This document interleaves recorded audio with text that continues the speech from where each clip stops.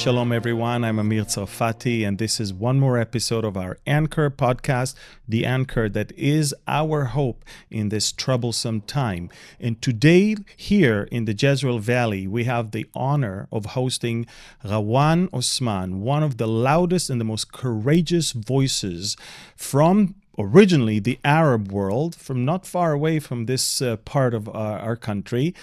Born in Damascus, raised in Lebanon, and now living in Europe and basically making a difference all over the world with her sound and clear voice, not only against anti-Semitism, but also a voice that is calling for so much unity and hope that we can find if people will be people who think for themselves, who educate themselves, and understand the times and the seasons in which we live.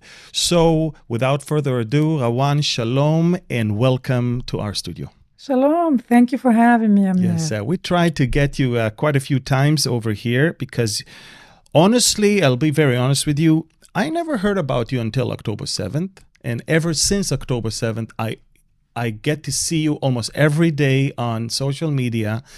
I know that you travel the world. I know that you come to Israel very often. And later on, you may tell us your journey all the way from not far from here to this country. But let's start with a short introduction because you have a super unusual story that very few people go through. And I wish it would be more of that. But tell us a little bit about who are you, where are you from, and what brought you to where you are today? Happily. Again, thank you, Amir, especially for your patience, you and your team. We've been trying to do this for more than a year now. You haven't heard about me before October 7th because I was invisible. I had a very low profile, and according to my son, I was a dinosaur on social media. I thought it was a waste of time until I saw how Hamas are using social media as a very effective tool to expand, to promote their narrative, and to bash Israel. So about me, for those who don't know me, I'm Rawan Osman. My father is Sunni from Damascus. My mother is Shiite from the Bekaa Valley. In Lebanon. In Lebanon.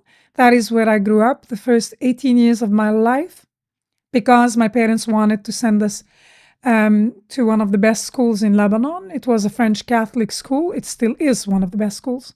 So you were born where? In Damascus. In Damascus, and then moved at what age? No, I've always lived in Lebanon. My father sent my mom to deliver in Damascus because the IDF were getting closer to where we lived. I see. And he just wanted her to go to a hospital where his parents lived in the capital city in Syria.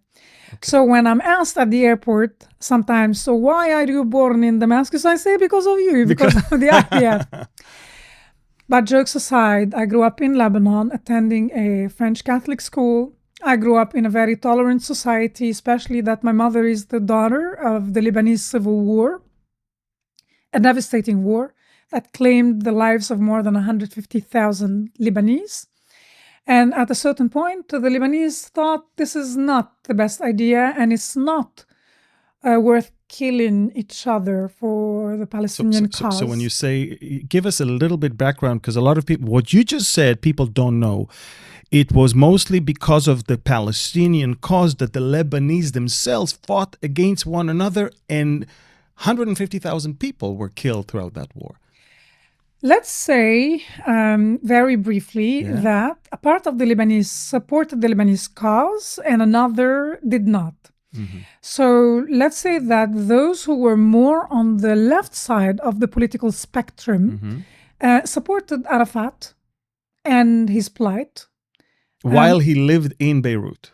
While he lived in Lebanon, abused the Lebanese territory, abused the Lebanese hospitality, trained with his gangsters, often joined by radical leftists from around the world, be it Germany, Italy, or even Japan. And you remember the Lod massacre.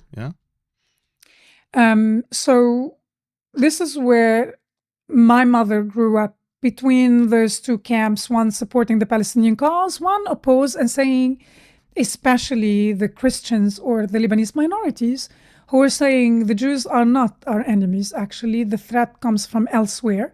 And Arafat's cause is not ours. And at a certain point, those two camps clashed and killed one another. And eventually, Arafat was driven out of Lebanon. Because of the Lebanon war that Israel was engaged in. Not only that, yes and no. The society I grew up in was tolerant because the Lebanese made a decision to reconcile. What year was it around? I was born in the mid-80s. Okay. So I grew up with the Lebanese wanting to reconcile, to shove the problem under the carpet, and to never really discuss why this ever happened. And I always say that I grew up in a tolerant society which only tolerated the hatred of the Jews, the Zionists, and the Israelis. And I always make sure I mention the three terms because we use them interchangeably. We do not make a distinction between Jewish and Zionist. So people agreed on their hatred of the Jews, the southern neighbors, because very rarely the word Israel is mentioned. And I myself was one of Hezbollah's biggest fans. Really? And I always say this at the beginning of my talks. And I identify as a recovered anti-Semite. Mm-hmm. And I say it for the shock effect. And I tell Jews, if you were in my shoes, you would hate Israel and the Jews as well. Why? Especially because Israel occupied South Lebanon and Hezbollah were the only strong ones, the heroes who defied the occupation. So they were held as the liberators of southern Lebanon from the Israelis. Yeah. Therefore, they're considered as the strength of Lebanon rather than the problem of Lebanon. Yes. The defenders of Lebanon. Nobody told me why Israel occupied South Lebanon. They omitted a tiny detail.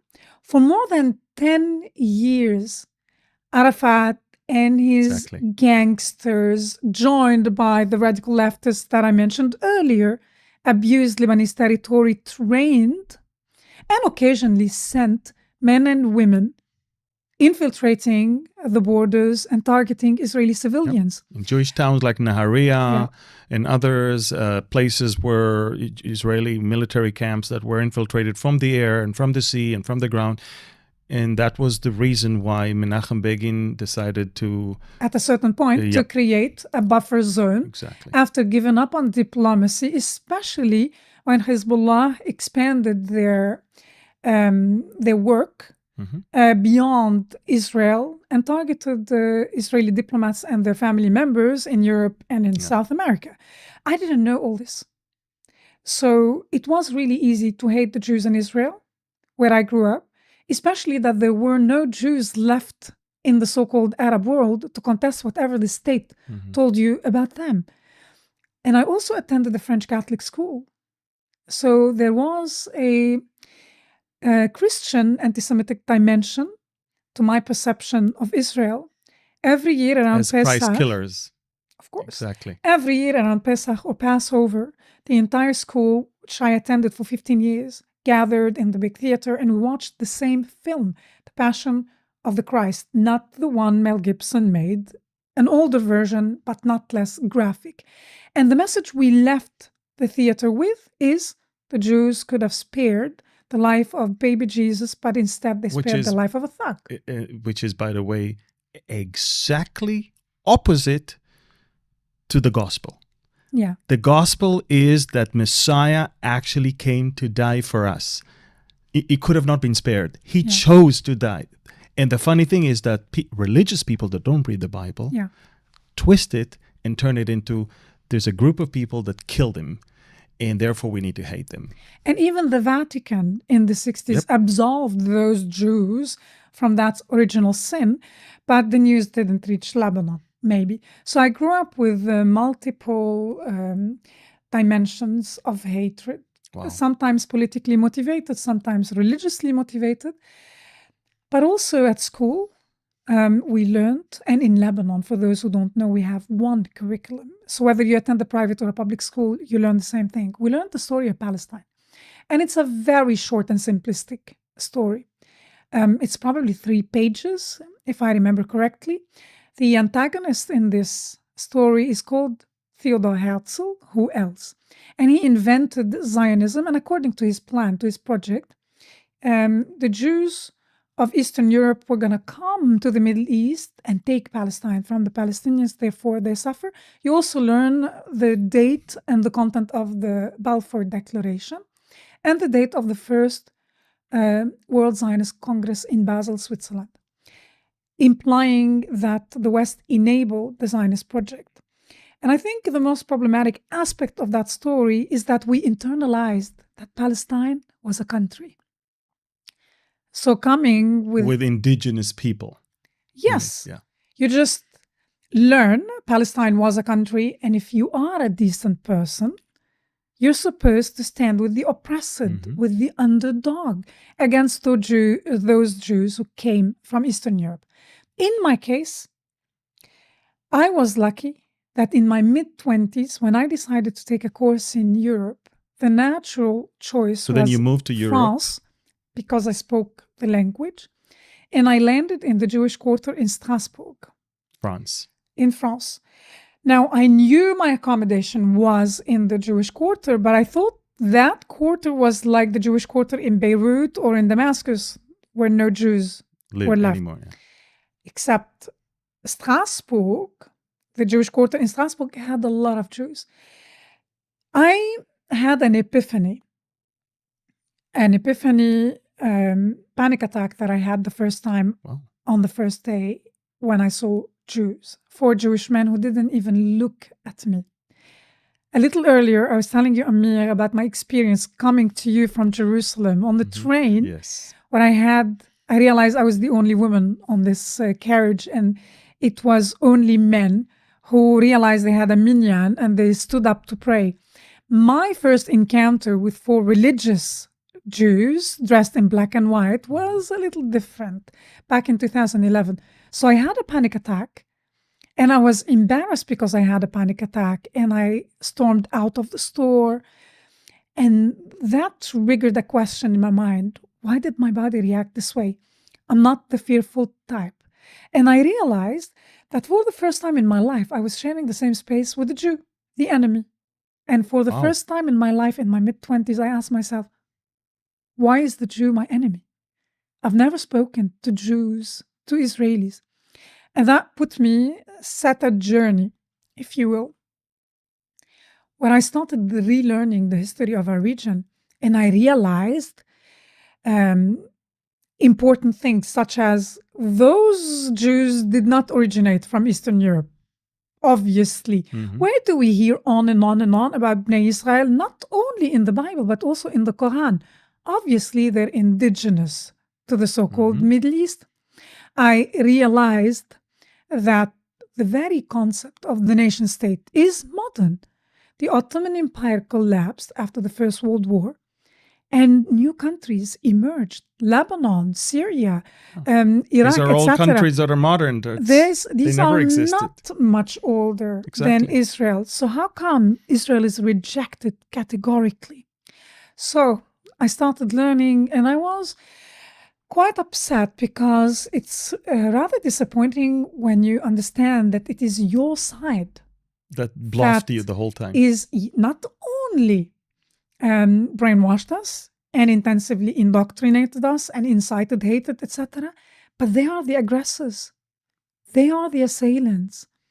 Had they accepted to share the land with the Jews who are indigenous to the land, tens of thousands of lives could have been spared. I dare say hundreds of thousands of lives, because even those who are dying in Iran, even those who died in Yemen, who were killed by Assad, died in the name of the Palestinian cause and its champions.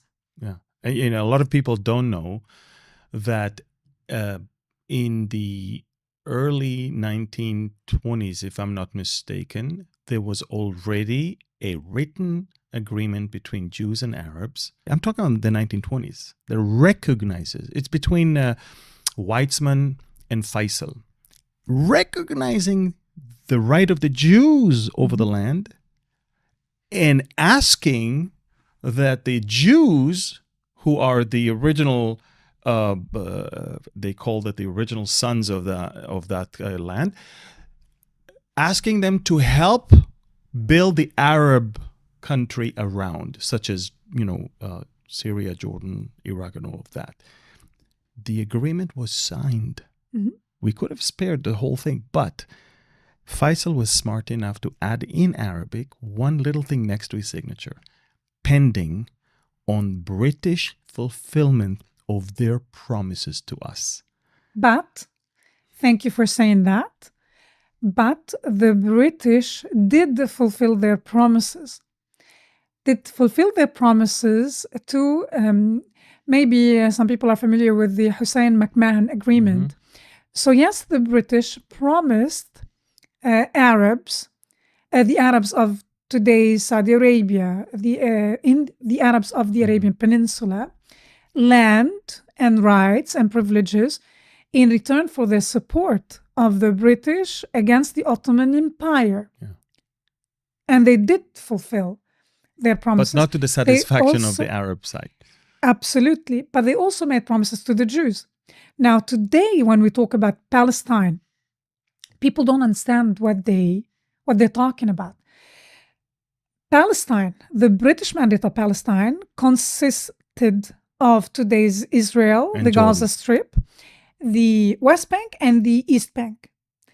So the British mandate of Palestine consisted of today's Israel, the Gaza Strip, Judea and Samaria, and today's Jordan. Correct. So more than 78% of the land was already carved out and given to the Arabs. Mm-hmm. The Arabs who stemmed from the Arabian Peninsula, and they were made royalty in a land that does not belong to them, but it bothers nobody on planet Earth. The remainder, the 22% remaining, was supposed to become the Jewish homeland. Correct. And the Jews accepted to divide it, to share it repeatedly, and they were kicked in the belly by the Arabs who wanted more and more and more. And look at where we are today. And today, what have they achieved? The chanting today is from the river to the sea. They're not even willing to share anything. No. Nothing.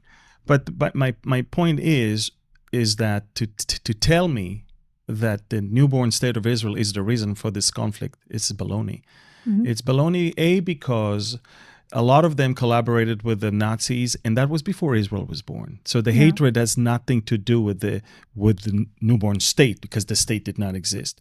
But also, you go back and you realize that there was the whole laughter in mocking the Holocaust goes back before Israel was born. So if you have a problem with the Holocaust, if you have a problem even with some of the numbers and the figures and the facts, you have a problem with the Jews. You don't have a problem with the state of Israel. The problem is with the Jews. I lived in the Arab world. I lived in 4 countries in this Arab world: Lebanon, Syria, Saudi Arabia, and briefly in Qatar, Doha.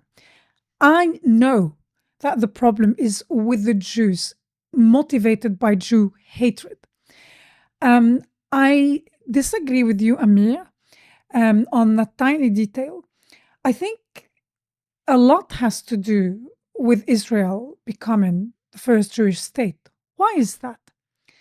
We have a very rich cultural heritage in our Middle East. Today, when you think about the Middle East, you associate it with wars. Mm-hmm.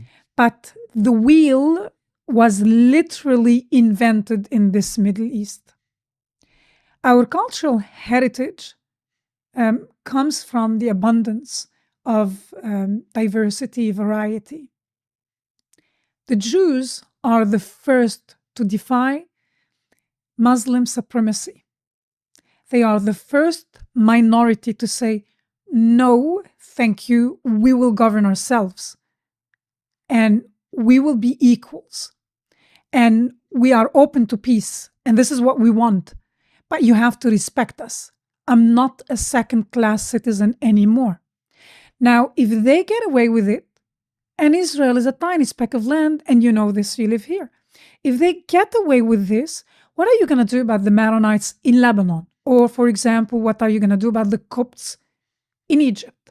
What are you going to do about an ethnic minority that consists of 50 million plus Kurds who do deserve to govern themselves, Or the Druze. especially when they are mistreated, or about the Druze, and so on and so forth.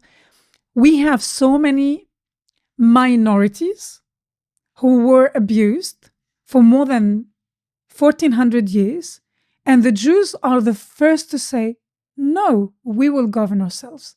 We don't want you to grant us privileges and rights. We don't want restrictions. We are equal. This is why it's very hard, or it was very hard, for the Muslim leadership to grant them that right, because it will start a process that is never ending. Plus, in Islam, a land that once was occupied by them cannot belong it's to governed by That's Muslims. The process cannot be reversed. Yes. So the Jews come and say, we will reverse that process. It's not acceptable. Not acceptable. But the Israelis are not asking for permission anymore. No, we're not. We're not. But again, I agree that much of it was intensified since Israel was born. But I think that, when you look at the 1929 massacre of Jews in Hebron, there was no Israel yet. No. And yet Jews were massacred.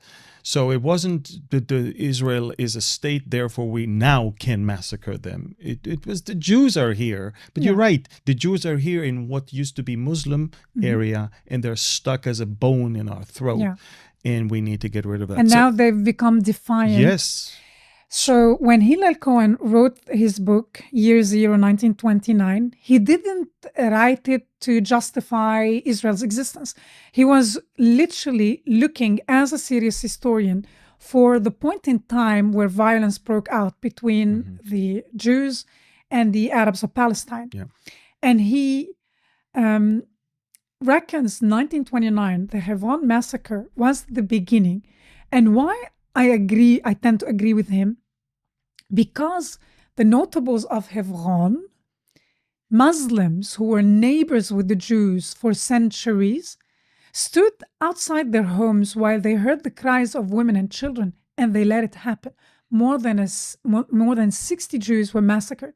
That sent shockwaves throughout the so-called Arab world. Today, you hear many Arabs who say, our Jews left the Arab countries because they were motivated by the Zionist organization. No, maybe they were terrified that every time you had an issue with Israel or with the Jews, you will target vulnerable communities. Yes. This is why they were wise enough to slowly depart. Which, by the way, brings me now to our modern day, let's get our frustration with Israel over any Jews anywhere. And let's talk, we're already after what happened in Australia, in Sydney, in Bondi Beach. And we all know that two or originally Pakistani background Muslims, jihadists apparently, were radicalized online and then went to train in the Philippines to how to operate those shotguns and those hunting guns in a very effective way. And they showed up to Bondi Beach with 6 different rifles, with tons of ammunition, with a booby-trapped car, with a flag of ISIS, and uninterruptedly for more than 10-15 minutes were literally executing people in the very specific park where Jewish people celebrate Hanukkah, and on the first day of Hanukkah, and they knew why they come over there, and it's in a country that not only led by a government that recognized Palestine, but also accused Israel of a genocide, of starvation.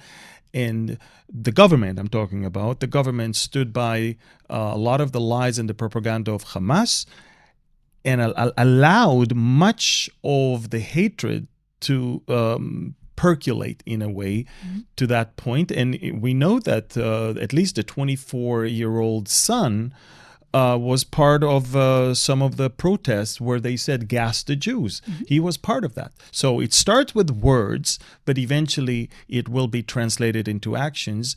And so now, as you said, the frustrations that Muslims or jihadists have with Israel are being translated to attacking Jewish people anywhere around the world, which proves also what you said, that it's never been about really Israel, because if you only have a problem with Israel, you attack Israel. But if you have a problem with Jews, then you attack Jews wherever they are. But don't we know this, Amir? If there was, or any time there was any, there were skirmishes between Israel and Hamas, people will go protest or torch or throw a Molotov cocktail At synagogues. Correct.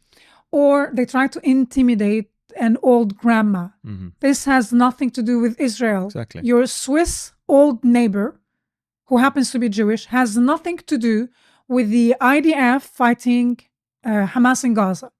We know this. We just want to desperately produce evidence so that the naive understands what we are up against. Yeah. This is against the Jews. And as you said, in Australia, in Sydney, when your protesters get away with saying, gas the Jews, exactly, the writing was on the wall, but of course we will witness a massacre. How can you get away with saying gas the Jews? For a decade, almost, I think, it became consensus in the Jewish world that the antidote for anti-Semitism is Holocaust education. And I live in Germany since 2013. I repeatedly said to people, this is not enough. You lack the sense of urgency. People, you need to understand, many know what Nazi Germany did. And they're happy. That. Exactly. They say Hitler should have finished the job. So when they tell you out loud, gas the Jews, what are they talking about? They know that he gassed the Jews. They want another the world Holocaust to finish the job. They want to get rid of all of them. You know, we found in Gaza tons of Mein Kampf, Hitler's book in Arabic. We found he's a hero to jihadists. Aren't there stores, not only in Gaza, but also in the so-called West Bank, where Hitler is the name of the store? It's Correct. like a chain. Clothing store, yeah, I saw it. I myself, when I identify as a recovered anti-Semite, and my Israeli friends say, don't say that about yourself, you're better than that. No, I'm not better than that. And if we're going to cure a disease, we have to have the right diagnosis. I myself bought my version of Mein Kampf in Damascus for less than $1. I bought my version of the Protocols of the Elders of Zion in Damascus. And they were printed in Lebanon, in progressive Lebanon. Wow. Already back in the 60s. The West does not understand how widespread anti-Semitism is in the Arab world. I thought it's rampant until October 7th. I realized that I myself lacked the adequate sense of urgency. Where did October 7th catch you? Where were you? What did you do? Tell me about your personal experience on that day. Let me tell it this way. Okay. Since 2018, I didn't have a day off. So my son goes on holiday with my ex. And out of frustration, my son says one day, you are obsessed with the Middle East? Fine. You don't stop working? Fine. And out of frustration, I responded by saying, if the Arabs could, they would eat the Jews alive. And my son was horrified. He doesn't speak Arabic. He doesn't understand the Middle East. He said, how can a civilized human being make such a statement? Mom, on October 7th. And when was it? 2018 that he said that? Before October 7th. Yeah. Okay. Sometime after 2018. On October 7th, he comes to my room and he knocks on the door and he says, Mom, it's 11. Are you sick? I didn't answer. He walked in. He saw that I'm scrolling. My face was probably telling. He went out, checked the news, and he came back. And we never spoke about this detail. He looked at me and one tear rolled down his cheek and he nodded. He understood. Finally. I wasn't being melodramatic. Not because I come from the Middle East, I'm melodramatic. You don't understand how bad the problem is.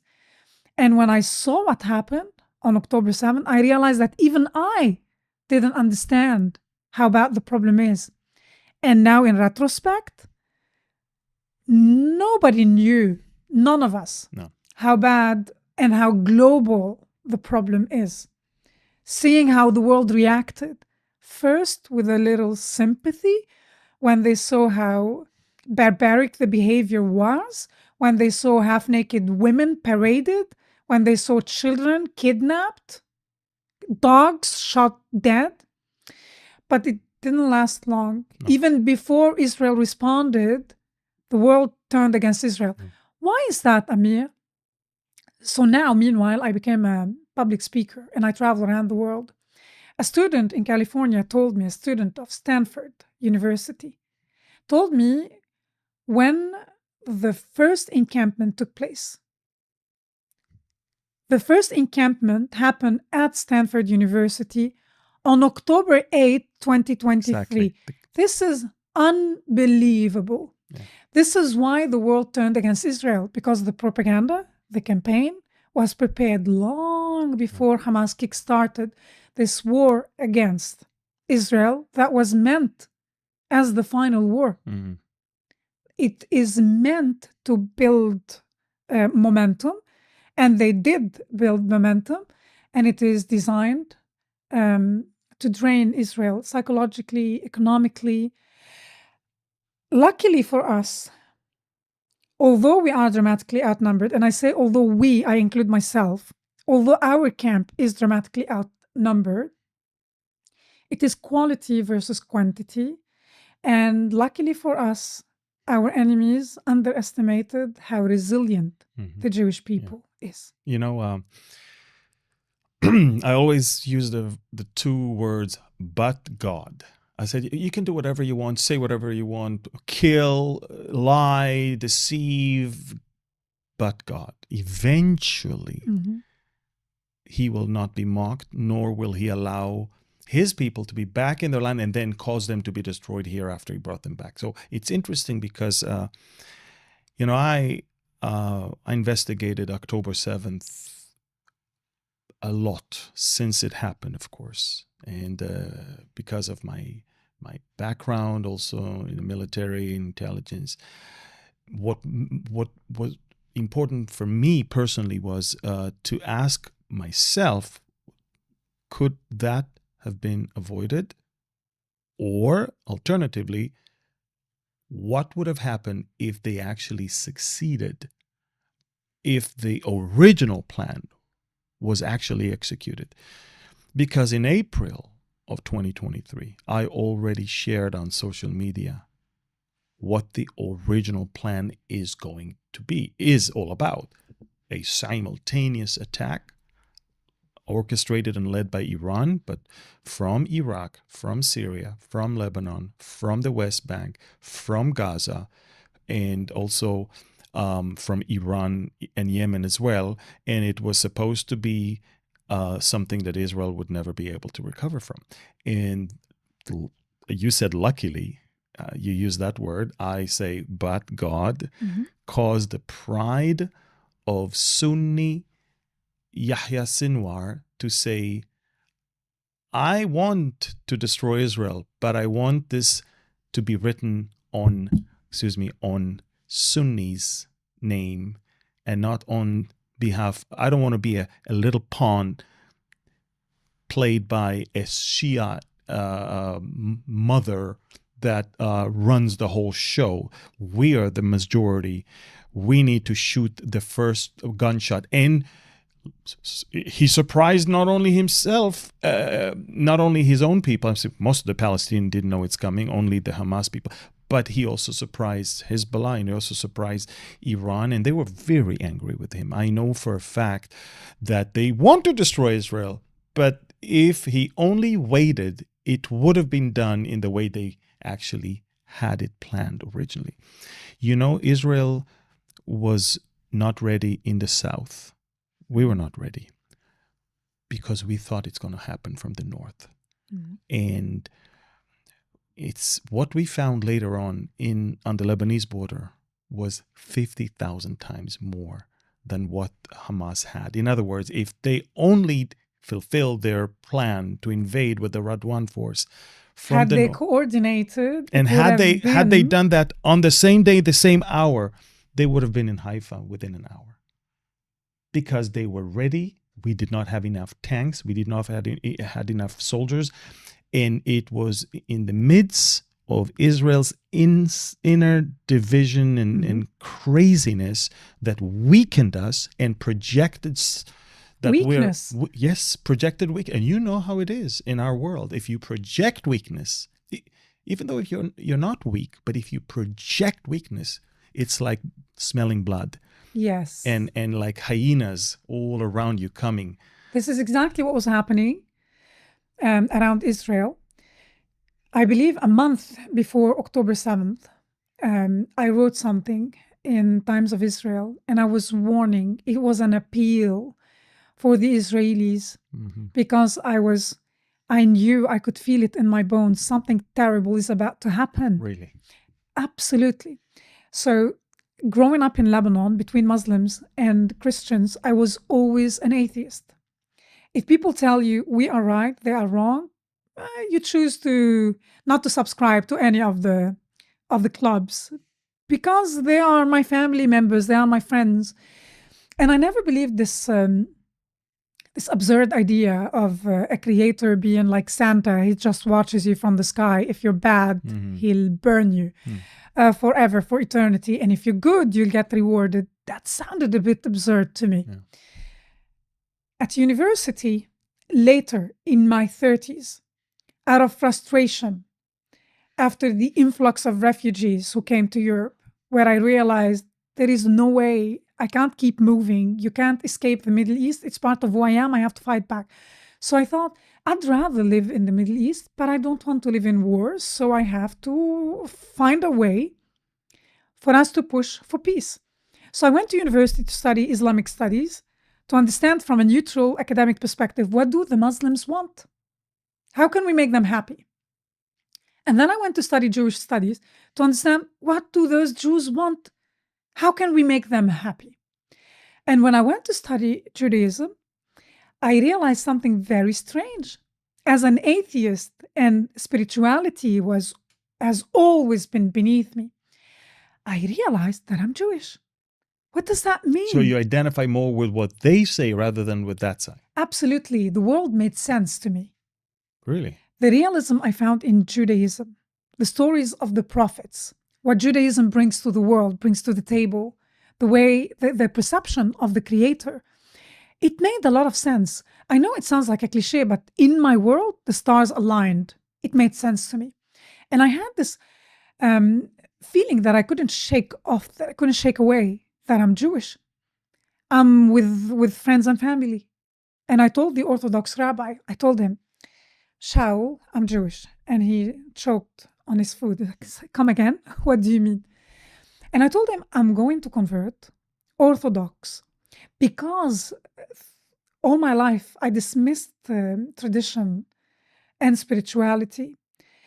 And in your class, I learned that those who kept those traditions helped preserve the essence of Judaism throughout millennia. And to honor them out of respect, I'm going to have an Orthodox conversion. So I realized that I belong to this people. I didn't understand how, but I realized that all the coincidences that led me from A to B to C to D were Hashem's way to bring me back home. And later on, thanks to Israelis who kept telling me, you have a Jewish neshama. I'm like, what does that even mean? So I took a DNA test, and of course I have Jewish blood, but not only Jewish blood. Our blood is like the layers of earth under Jerusalem. It tells you the history of our region. You cannot erase one. We exist. Mm-hmm. We own our story, but we also owe something to the origins of our existence. So believing this story, identifying with Judaism, filled me with faith. And without this emunah, I would not be able to get out of bed if I was the atheist I was most of my life, I would do the math and I know that we're lost. We're doomed. We're just like, we can just as well like roll over and die. So how do you view atheists or secular Jews? I wonder. I think we each have to deal with our own journey. But I understand, and you're right. But where they stand, why they identify as secular, as atheists, why do they distance themselves? Sometimes they go as far as distancing themselves, absolutely, not only from Judaism, from their Jewishness.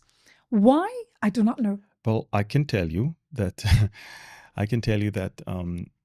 even the Bible warned that when people get away from further and further away from the written word of God, from the word of God, they start entertaining themselves with their own things. And one of the biggest problems of Israel as a nation in the Bible, and God dealt with them about that issue, is that they wanted to be like everybody else, always. We want to be like them. We want to have a king like them. We want to have, and God warned them against that. And I think that Israel was basically founded as a predominantly secular country that had this inner clash between those who believed that this is a fulfillment of Bible prophecy and those who thought, no, this is the fruit of our hard labor. Okay?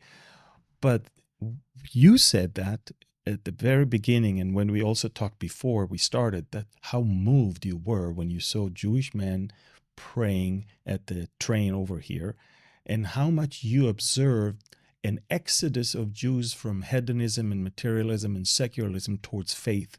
You're witnessing that. I am witnessing that also. I believe that in every hostage almost that comes out will tell you, I actually started believing in God because of what I went through. I truly believe that there is an exodus, as I said, towards faith in God. But again, the problem is that we have so many in my own town. My town is so filled with people who think that God has nothing to do with the rebirth of Israel as a state. That it is the fruit of the labor of very, very, very good people. It is the fruit of hard work, of perseverance. But God is the one overseeing it. That's what I believe as well.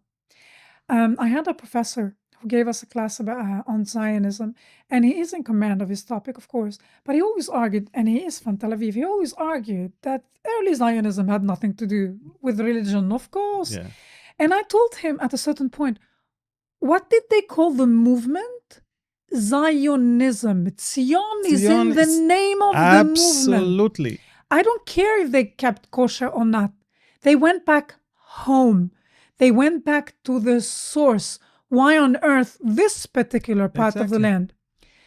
If you do not, as a Jew, understand your connection with the land, you might as well pack and leave. And you see, as a Muslim born in Damascus, raised in the Bekaa Valley, of a Shiite mother and a Sunni father, you are telling a Jewish person in Israel the truth about why the name Zion has to do with the Bible, and you cannot run away from it. Not only that, I also share that I have Jewish blood. I share it also with Muslims because I would like them to take a DNA test. I'd like them to remember that before Islam came to our region, the region was inhabited. The wheel was invented before Islam existed. And it is part of who we are. Judaism, not for everybody, but for people in our region, it's part of who we are. So once upon a time, some of our miserable ancestors accepted the mission. They accepted the mission with the consequences it entailed. And Judaism teaches us that the Torah was offered to everybody in this world. Yeah. And it was accepted by this group of people. Call them whatever you like. They accepted the light of the Torah, this wisdom, the commandments. They accepted the rules. And their mission was not to put it in a safe and lock it away. It's light. It's not a diamond you keep in your pocket. It's a light that you cannot contain. It belongs to everybody, but it has to be conveyed. And it's conveyed, it's communicated through you, not by yourself becoming a missionary, going around the world and telling people, come to Judaism. No. You lead by the way that you behave. Set an example. You set an example, and Israel is supposed to be the example for the world. This is how you represent the light for nations. Exactly. We are called to be a light to the Gentile, a light to the nations. But, and that's and I'm going to give you a copy of my book called The Israel Decree. That is the Israel Decree that was given to Abraham on that very day. And a lot of people don't understand. It's a decree.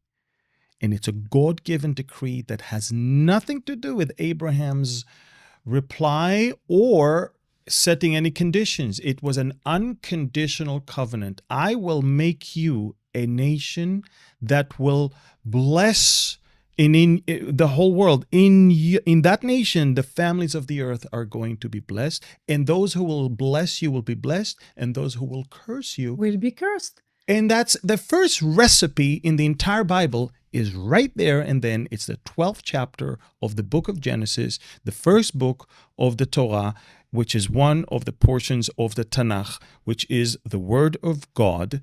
And in the first century, when Yeshua was born not far from here in Bethlehem and then was raised in Nazareth, which is literally 10 minutes drive from here, people did not have the New Testament. I always tell people Jesus never, ever taught from the New Testament even once. Paul, as he traveled, Shaul, as he traveled all over the world, he traveled to synagogues, and he only opened the Torah, the Tanakh, to explain who the Messiah is, but there was no New Testament at that time. And yet, from the Old Testament, from the Tanakh, you could already see not only that God has an amazing past with the Jewish people and present with the Jewish people, but also an amazing future. And this is where we're going to land, the future, because 2 seconds before God sent the Jews to diaspora for 70 years, he told Jeremiah, tell them the good word that I have for them, that I know the plans that I have for them. Plans not to destroy you, but to give you future and hope. And my question to you as we wrap it up is, how do you see the future, and do you see any hope for this region in the foreseeable future? So let's address a few points. It's not all doom and gloom. Mm-hmm. We are going through very, very critical times. That said, I'm very optimistic because of the emunah, because of this faith that discovering Judaism filled me with.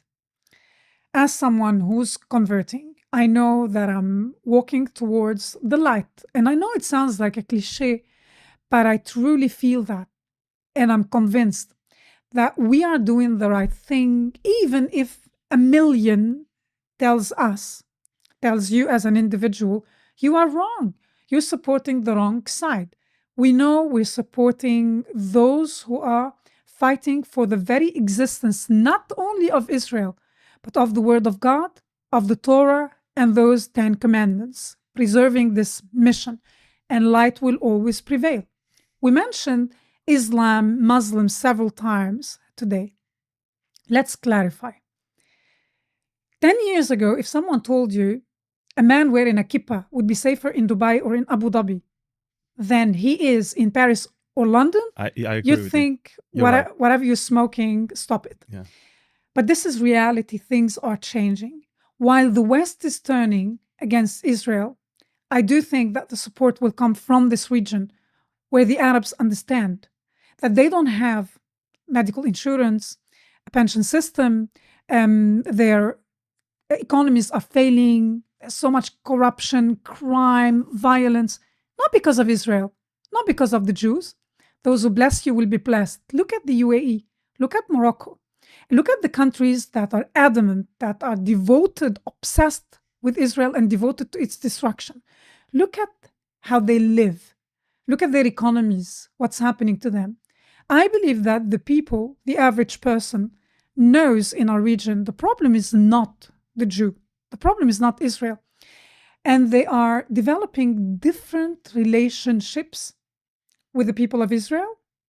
For the first time since Islam came to our region, a synagogue and a church were built in Abu Dhabi, in a Muslim country, something that's normally not allowed and very frowned upon. It's not allowed in But Qatar, huh? it happened. No, it's not. And I'm not imagining, not even in my wildest dreams, Qatar joining the Abraham Accords, but other countries. Yes.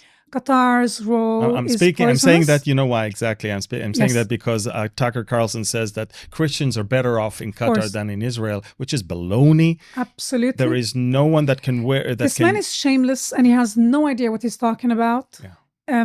But you see that. You're an influencer, you're a speaker, you are a fighter, you are an advocate for the truth.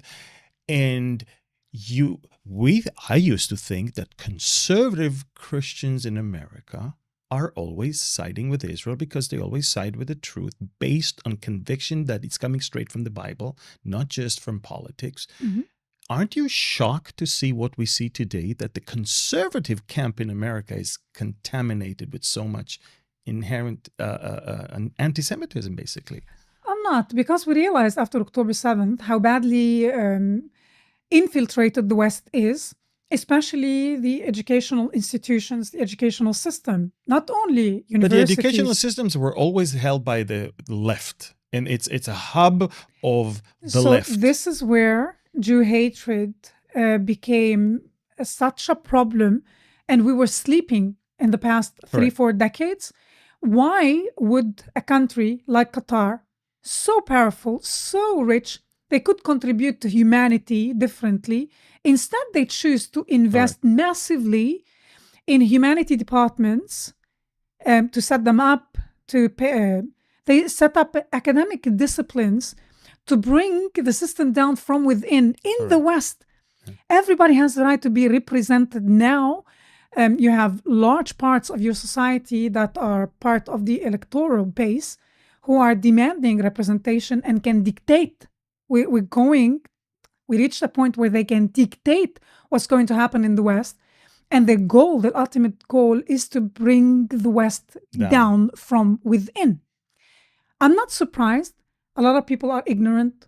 Some are stupid. Some are naive. And some are evil. I understand why someone like Carlson would be fascinated when you go to Qatar, because I'm pretty sure they are pampered.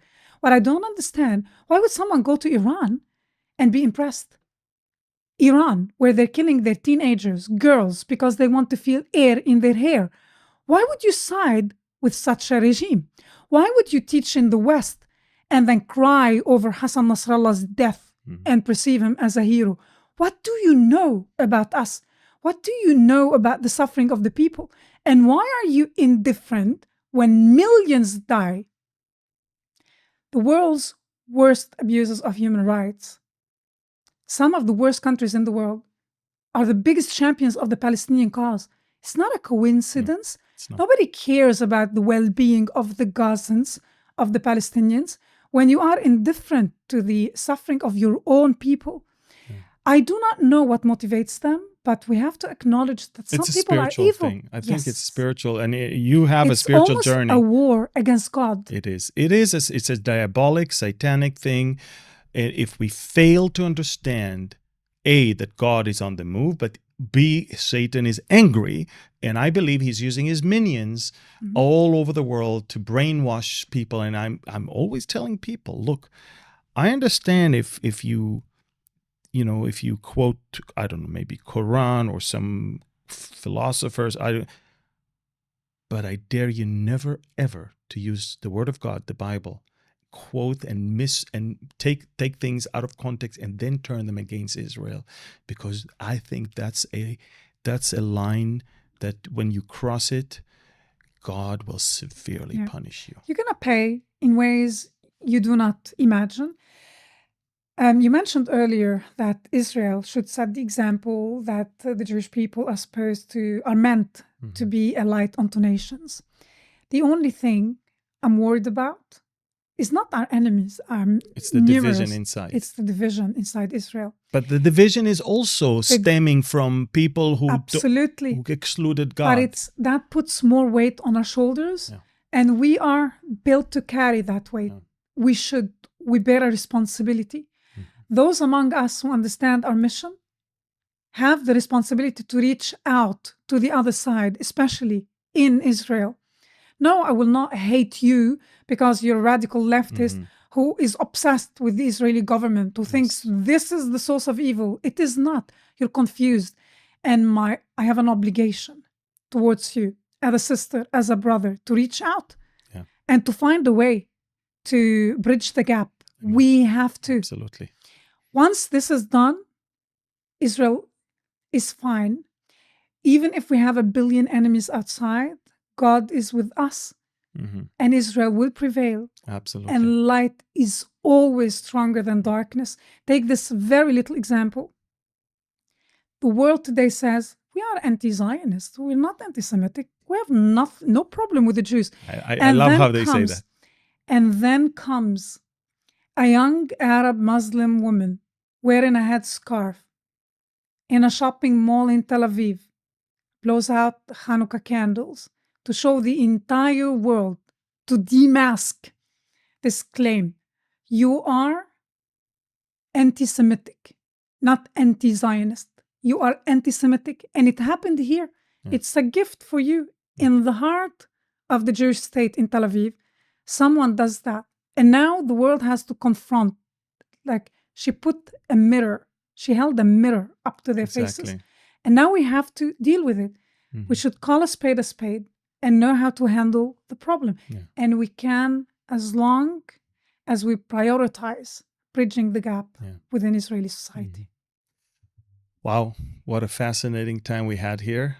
I want to thank you again for coming and being a guest on our podcast here. I think what you say carries a lot of extra weight when it comes from someone who grew up hating us and detesting anything that has to do with Jewish people in Israel.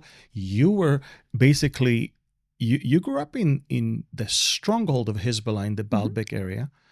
And yet the journey that you went through, which we know God obviously was in charge of, brought you all the way to the point where you are unapologetically, fearlessly speaking out against lies, deception, and anti-Semitism and hatred. And we both can agree it's a spiritual battle. And we both also agree that in order to overcome this, people need to come back to God and to His Word. I want to thank everybody for watching. We're going to put Rawan's social media handles right here in the lower thirds of the screen. You can follow her. You can support what she does and encourage her. Because, you know, people in the front line, especially when you're coming from the Middle East and your family background, your national heritage is not exactly the one that supports what you do and believe in right now. There's heavy extra weight on you and a lot of exhaustion and fatigue. Pray for Rawan, pray for her family, pray for what she does as she speaks out the truth all around the world. Please like, share, subscribe, and comment. The more you comment, even just by saying hello and or saying where you're from, it'll obviously cause the algorithm to share this video with as many as we can. Thank you again. God bless you, and shalom from Galilee.